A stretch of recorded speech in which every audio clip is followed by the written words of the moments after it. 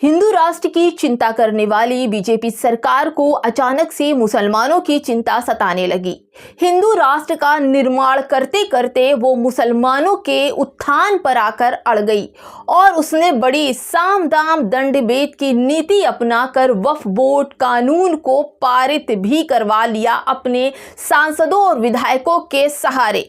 आप ये देखें कि एनडीए की जो बैसाखी वाली बीजेपी की सरकार है, उनके तमाम जो विधायक जो सांसद थे बड़ी ही मुस्तैदी से वक्फ बोर्ड की मुखालफत मतलब सहयोग करते नजर आ रहे थे। 2-2 बजे रात तक जागते रहे और 2 बजे रात तक जागकर इस कानून को पास कराया।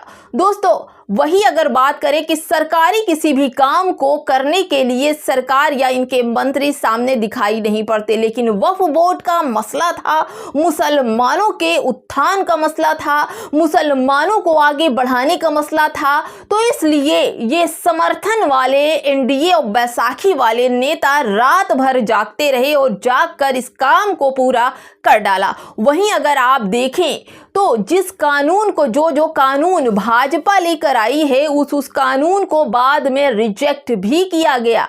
और ये हर एक कानून के पीछे भाजपा ये बताती है कि इस कानून के पीछे कितना फायदा है। अगर आप देखें तो किसान जो एमएसपी का जो कानून लेकर आई थी उस पर किसानों को कितना फायदा मिला था, यहाँ तक कि किसान सड़कों पर नजर आ रहे थे और अंत में उनके आक्रोश होने के बाद और इस कानून के बहिष्कार करने के बाद उनको फिर से इस कानून को वापस लेना पड़ा।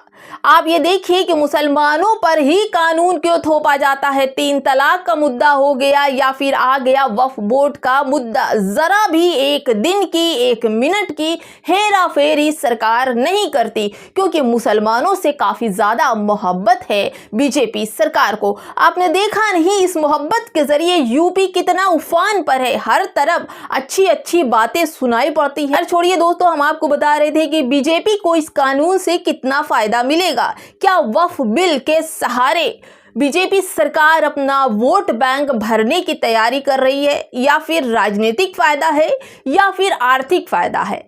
बीजेपी को चारों तरफ से फायदा, या फिर बीजेपी की नजर वक्फ की संपत्ति की है जो लाख हजार हेक्टेयर की जमीनों पर नजर है? क्योंकि भाई देखिए, रेलवे भी बिक गया, तमाम देश की बड़ी बड़ी कंपनियां बिक गई, तमाम फैक्ट्रियां बिक गई, अब बचा क्या? सिर्फ मुसलमानों की वक्फ बोर्ड की जमीनें। और इस जमीनों पर बीजेपी सरकार की कई सालों से नजर थी और अब बीजेपी सरकार इसको हथियाने में कामयाब हो गई। फिर क्या दोस्तों, इस कामयाबी के पीछे नीतीश कुमार और नायडू, जयंत चौधरी और चिराग पासवान जी का बहुत बड़ा हाथ है।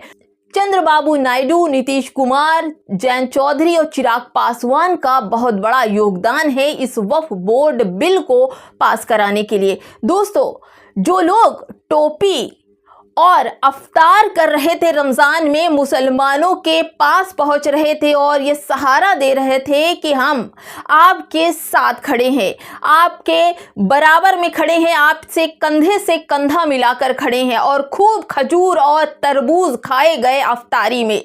लेकिन जहां मुसलमानों की बात की जाए तो वहीं पीछे सरकते दिखाई पड़े चंद्रबाबू नायडू, नीतीश कुमार, चिराग पासवान और जयंत चौधरी।